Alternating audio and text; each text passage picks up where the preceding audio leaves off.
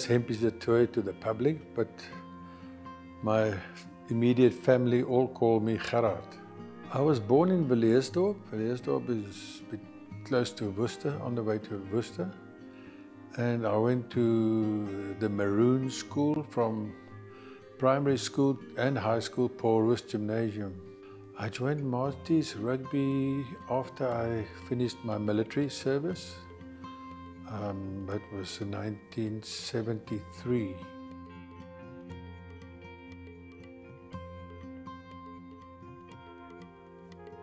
As 'n klein seentjie het ek al gedroom van 'n Springbok rugby speler. Wat 'n Suid-Afrikaanse seun droom nie daarvan nie. So dit was die kern van my drome was ek was nie so verskriklik lief vir die skool nie, maar ja, ek het as jy praat van hoogtepunte, ek het nooit die voorreg gehad om op skool vir die eerste span rugby te speel nie. Maar dit het my nie weerhou om my droom na te leef nie. So ek het maar vasgebyt. Ek sê altyd as jy jou voet in die deur kry, kan hulle nie die deur toemaak nie. So ek het maar altyd gesorg dat my voet in die deur was en daai deur is nooit toegemaak en op 'n stadium is die deur oopgemaak en daarvan af was dit bekend. My vordering in rugby van Maties tot WP tot Suid-Afrika. I grew up at about 8 kilometers out of town. We used to go home with the school bus, and because of that, I had to stay in. We only had a rugby practice at about half past 3 in the afternoon, and then those days we practiced at the old Kutsenberg and the rugby fields. Paul Roos did not have the Makota rugby facilities that they have today. So I had to kill time from 2 o'clock when the school closed until half past 3. But people that played a big role in my life was people that helped me to fulfill my dream, and those were family but teachers at school who often invited me home after school to have lunch, and then after that I went to practice rugby. And all those contributing factors contributed to the help that I got to eventually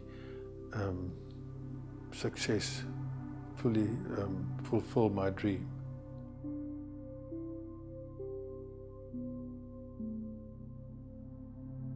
I worked hard as a child. I had my own vegetable garden where I grew vegetables for my mom's for the house, and I did a lot of physical work. And then later on, when I started farming with my dad, we did not have herbicides to kill the weeds. We had to physically do it with a spade, and I was never beaten by any of the workers. I always made sure that I was number one when we turned for the next row. But what people don't understand is that those days we worked from 6 to 6, 12-hour working day.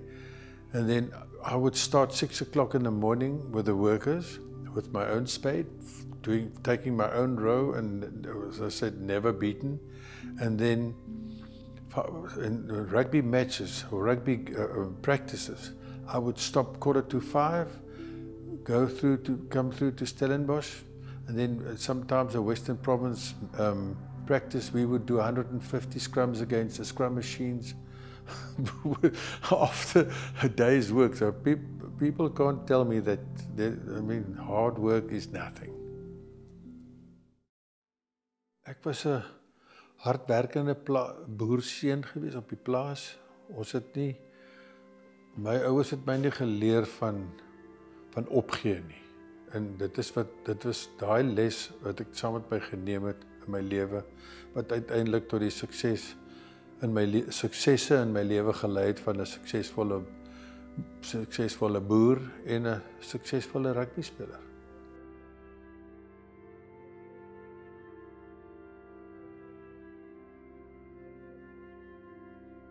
Ja, dit was interessante tye. Ek was bevoorreg om nog op die ou Koetsenburg te speel. Koetsenburg met die atletiekbaan daai tyd rondom. Wat later vervang is deur die Danie Kruiven stadion. I mean, ek het vroeër gepraat van drome, maar as ek gesê het, Paul Roos het op Koetsenburg gespeel en my groot droom was om op Koetsenburg te speel eendag as ek groot is, sê maar groot is. En daai voorreg het my nooit toegeval nie. Die A-spanne het altyd gespeel op Koetsenburg en ons het op die B en die C en die D velde gespeel. Maar daai voorreg het my toegeval toe ek vir Maties begin speel het. So in van gewone kleedkamers op 'n stadion was daar ek wil amper jy kan amper sê 'n swembad wat ons na die wedstryd was 'n groot bad wat geteel was met omtrent seker amper 'n halwe meter water, net jou kop het uitgesteek en almal was daar in daai bad na wedstryd om die pyn in die stampe te verlig.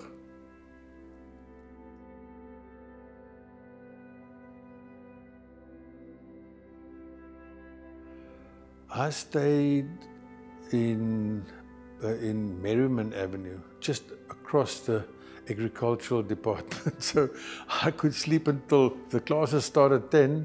At 8 o'clock in the morning, I only got up at about 7:30 because I just had to walk across the road. And I played for Picker. We actually had a wonderful team.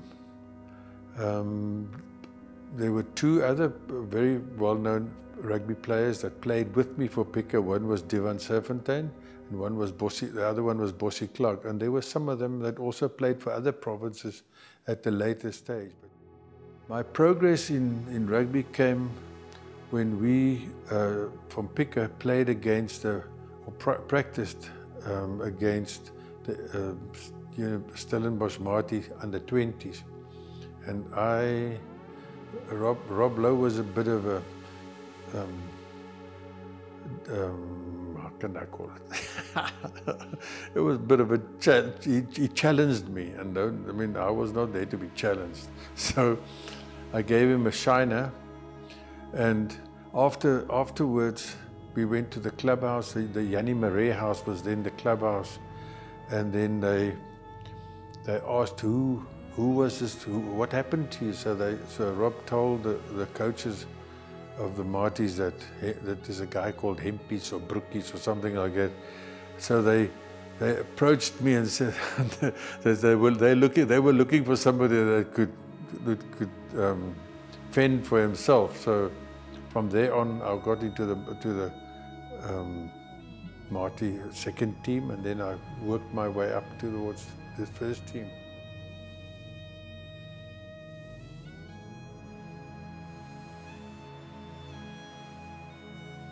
I only had one mentor, and that was Danie Craven.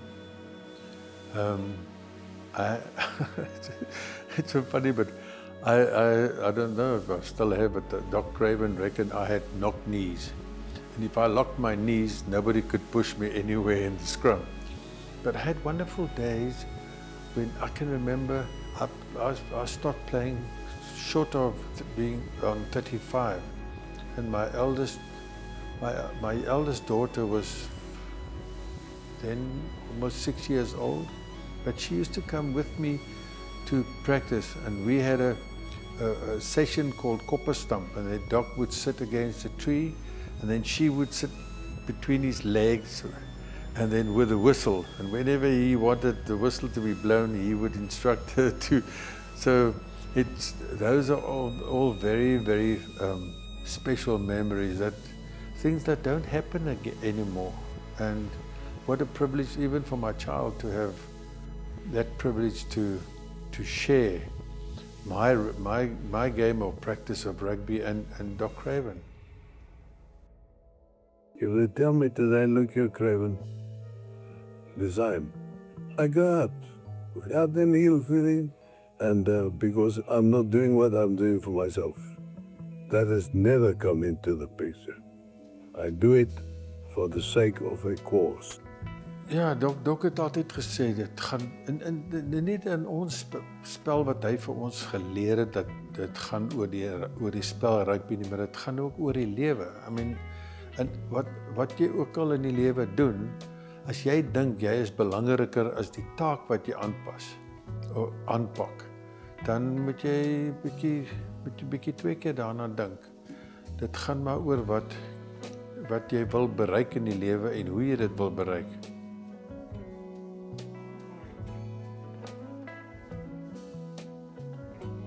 We trained hard. As I said, we did some practices. We would do 150 scrums against the scrum machines and running tires. I don't know whether the players still run tires. We had double lanes of tires that we had to go through, and you bashed it, because if you stuck there, then the next player would bash you and the tires. So that was quite tough. And we had sessions called Kopperstamp, where we played between the 25 and the goal line. Only the 2 packs and 2 scrum halves. And that was quite fierce. Ek het so 'n collage van my so 'n karakterskets. Maar ek dink dit was op 'n program, 'n WP program gewees. Met 'n WP wedstryd wat altyd so 'n speler daar sy statistieke en wat hy daar staan. Hoe warm jy op? Dus ek raak net so 2 keer aan my tone en dan is ek warm. Ek het so die eerste 5 minute gevat om warm te word en dan was ek reg. Ek het nie eintlik warm. Ek het nie warm op die veld gedraf. Ek het nie my energie gemors. Ek het my energie gespaar vir die wedstryd en nie om warm te maak nie.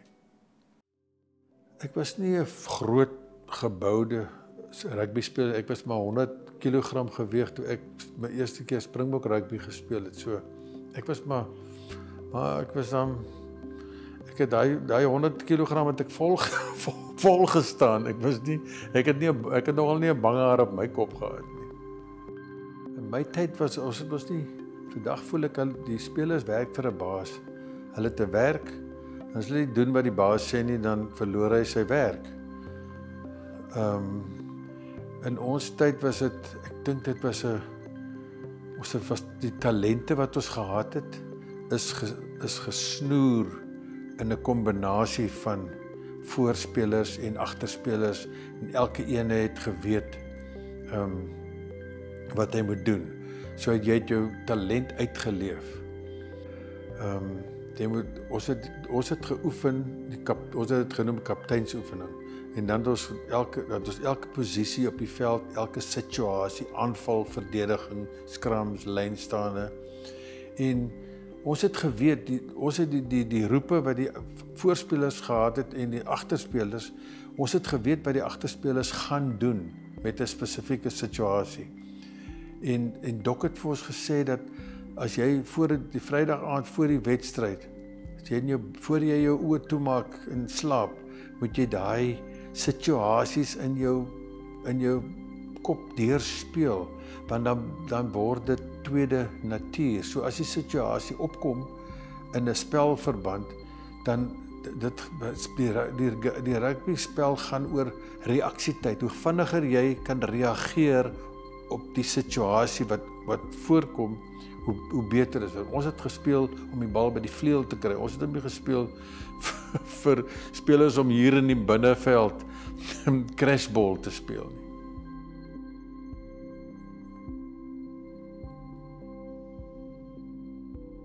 Rugby played a big role in my life. It's a discipline. It's a discipline and the award of success. I mean, Marty's bred success in my life, and I just followed it. It was just it's like it became like an instinct. Motto that I live by. I love harmony, but I love dedication. And when you tackle something in life, you have to finish it. You have to finish it, and I think that pulled me through my rugby and my university life. Believe in yourself and always do your best. Always do your best, because as I said earlier on, if you don't, het is maklik om Afrikaans te sê, as jy nie jou beste gee nie, is jy besig om te versleg. Dit is eintlik so lekker in die Afrikaanse taal. In Engels kan jy nie eintlik dit so mooi uitdruk nie.